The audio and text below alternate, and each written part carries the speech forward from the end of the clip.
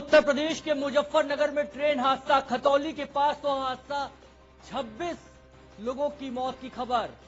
Utkal express के 13 डिब्बे पटरी से उतरे। मुजफ्फरनगर में हुए रेल हादसे के बाद खुली रेल प्रशासन की नींद। एनडीआरएफ की टीम पहुंची खतौली। योगी बोले पीड़ितों की होगी हर संभव मदद। समाजवादी पार्टी को झटके पर झटका। पूर्व मंत्री अशोक वाजपेयी, श्वेता सिंह समेत कई नेताओं ने बीजेपी का थामा दामन। सीएम योगी ने गोरखपुर से शुरू किया स्वच्छ यूपी अभियान। समाजवादी पार्टी और कांग्रेस पर साधा निशाना, कहा गोरखपुर को न बनाए पिकनिक स्पॉट।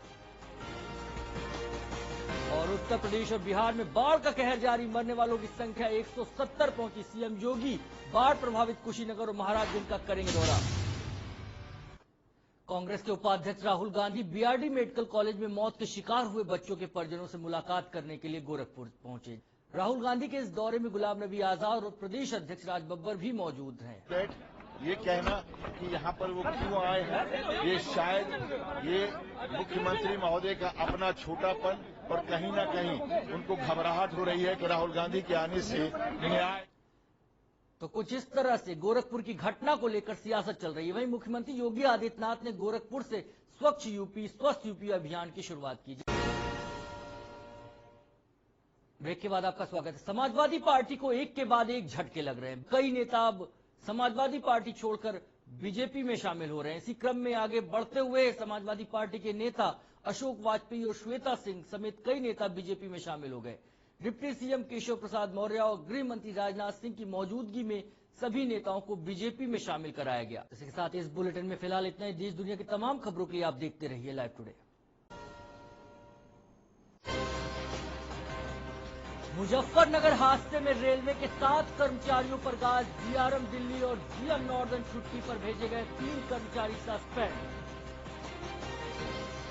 मुजफ्फरनगर ट्रेन हादसे में ऑडियो क्लिप ने खोली रेलवे की लापरवाही की पोल। 3 दिन से टूटा पड़ा था दूसरा ट्रैक। लखनऊ में एनआईए भवन का गृह मंत्री राजनाथ सिंह ने किया उद्घाटन। उत्तराखंड, बिहार, छत्तीसगढ़ के बाद लखनऊ में बना एनआईए का कार्यालय। उत्तर प्रदेश में बाढ़ से 69 लोगों की मौत, 2 लाख हेक्टेयर फसल बर्बाद, 24 जिलों की करीब 20 लाख की आबादी सैलाब से प्रभावित। दामला मंडी में टीम इंडिया की शानदार जीत। श्रीलंका को 9 विकेट से हराया। 5 मैचों की सीरीज में भारत 1-0 से आगे। नमस्कार, लाइव टुडे में आपका स्वागत है। आपके साथ मैं हूं संदीप श्रीवास्तव। बुलेटिन की शुरुआत करते हैं। मुजफ्फरनगर में खतौली रेल हादसा एक बड़ी लापरवाही का नतीजा है और इस बीच अधिकारियों को सस्पेंड किया गया है, कर्मचारियों को सस्पेंड किया गया है और ये बड़ी खबर हम आपको बता रहे हैं। तो दिल्ली के डीआरएम छुट्टी पर भेजे गए हैं। 7 कर्मचारियों को इसमें सस्पेंड किया गया है। उत्तर रेलवे के जीएम भी छुट्टी पर भेज दिए गए हैं। सचिव स्तर के अधिकारी भी छुट्टी पर भेजे गए हैं।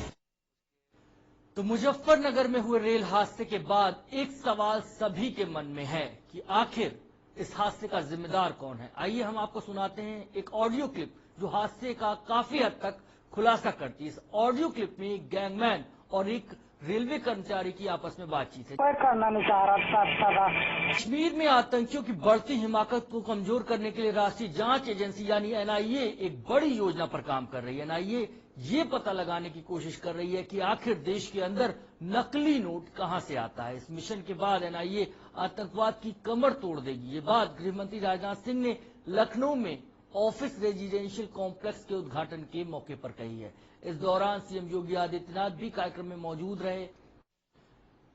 वक्त यहां ब्रेक का, जल्द हाजिर होते, बने रहिए लाइव टुडे के साथ। ब्रेक के बाद आपका स्वागत है। गाजियाबाद में अपने पिता की डांट से 2 बच्चे घर से गायब है। ये पूरा मामला क्या है आपको एक रिपोर्ट में दिखाते हैं। ब्रेक के बाद आपका स्वागत है। गोरखपुर जिले में नदियों का तांडव जारी है। राप्ती, घाघरा, कुआनो, रोहिन सहित कई नदियां उफान पर हैं।